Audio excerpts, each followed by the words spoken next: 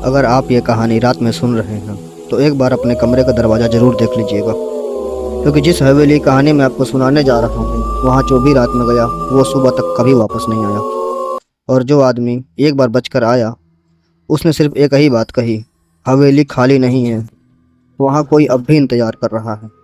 तो हिम्मत है तो चलिए शुरू करते हैं उस डरावनी रात की कहानी। उत्तर प्रदेश के एक छोटे से गांव रतनपुर के बाहर एक बहुत पुरानी हवेली थी। लोग उसे काली हवेली कहते थे, क्योंकि उस हवेली की दीवारें काली पड़ चुकी थी, खिड़कियां टूटी हुई थी और रात होते ही वहां से अजीब अजीब आवाज़ें आती थी। गांव के बुजुर्ग कहते थे उस हवेली में कोई नहीं रहता, लेकिन वो कभी खाली भी नहीं रहती। कई साल पहले उस हवेली में ठाकुर रणबीर सिंह नाम का एक जमींदार रहता था। बहुत अमीर लेकिन उतना ही निर्दयी। कहते उसने अपने नौकरों को बहुत सताया, कई लोगों की ज़मीन छीन ली और एक लड़की को हवेली में बंद करके रखा था। उस लड़की का नाम था चांदनी। लेकिन एक रात अचानक हवेली में आग लग गई और उसके बाद से ठाकुर, चांदनी और हवेली के सारे लोग गायब हो गए। किसी की लाश भी नहीं मिली। बस उस रात के बाद से हवेली से हर रात किसी लड़की के रोने की आवाज़ आने लगी। 20 साल बाद एक दिन शहर से 4 दोस्त गांव घूमने आए। अजय, रोहित, विक्रम और सौरभ। चारों को एडवेंचर का बहुत शौक था। गांव वालों से बात करते करते उन्हें उस काली हवेली के बारे में पता चला। रोहित हंसते हुए बोला, भूत वूत कुछ नहीं होता, ये सब गांव वालों की कहानियां हैं। लेकिन गांव का एक बूढ़ा आदमी अचानक गंभीर हो गया। उसने धीमी आवाज़ में कहा, बेटा उस हवेली के पास भी मत जाना। अजय ने पूछा, क्यों बाबा? बूढ़े ने कांपती आवाज़ में कहा, क्योंकि जो भी वहाँ रात बिताता वो सुबह तक इंसान नहीं रहता। चारों दोस्त हंस पड़े और उन्होंने फैसला किया, आज रात वहीं जाएंगे। हवेली के अंदर रात के करीब 11 बजे चारों टार्च लेकर हवेली पहुंच गए। जैसे उन्होंने हवेली का बड़ा लोहे का दरवाज़ा धक्का दिया, दरवाज़ा खुल गया। अंदर बहुत अंधेरा था, हवा चल रही थी और खिड़कियां टकरा रही थी। सौरभ थोड़ा डर गया, यार मुझे अच्छा नहीं लग रहा। लेकिन रोहित बोला, अरे डरपोक, चल अंदर। जैसे ही वो लोग अंदर गए, पीछे से दरवाज़ा अपने आप बंद हो गया। चारों चौंक गए। पहली अजीब घटना ये थी, अचानक ऊपर से कदमों की आवाज़ आने लगी, जैसे कोई धीरे धीरे चल रहा हो। विक्रम बोला, ऊपर कोई है क्या? अजय ने टार्च ऊपर की तरफ मारी, लेकिन वहाँ कोई नहीं था। फिर अचानक एक लड़की की धीमी रोने की आवाज़ आई, बचाओ। सौरभ डर गया, तुम लोगों ने सुना? रोहित बोला, हाँ, लगता है कोई मजाक कर रहा है। और वो लोग सीढ़ियाँ चढ़ने लगे।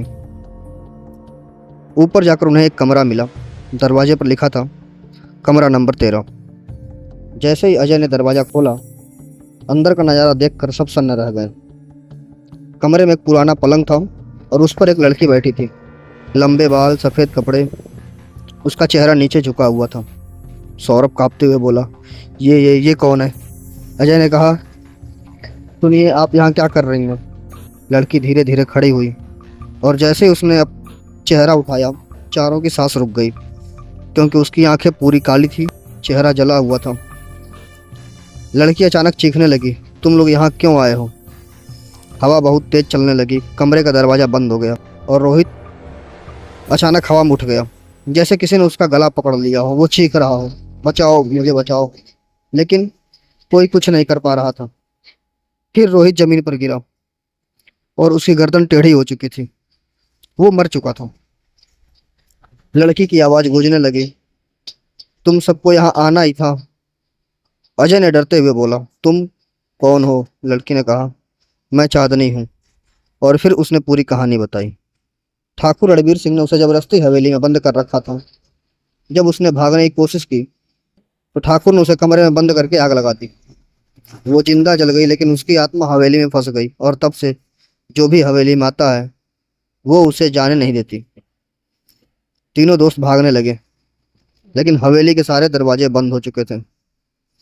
अचानक सौरभ गायब हो गया, बस उसकी चीख सुनाई दी। फिर विक्रम भी। अजय अकेला रह गया। वो किसी तरह खिड़की तोड़कर बाहर कूद गया और बेहोश हो गया। सुबह गांव वालों को अजय खेत में बेहोश मिला।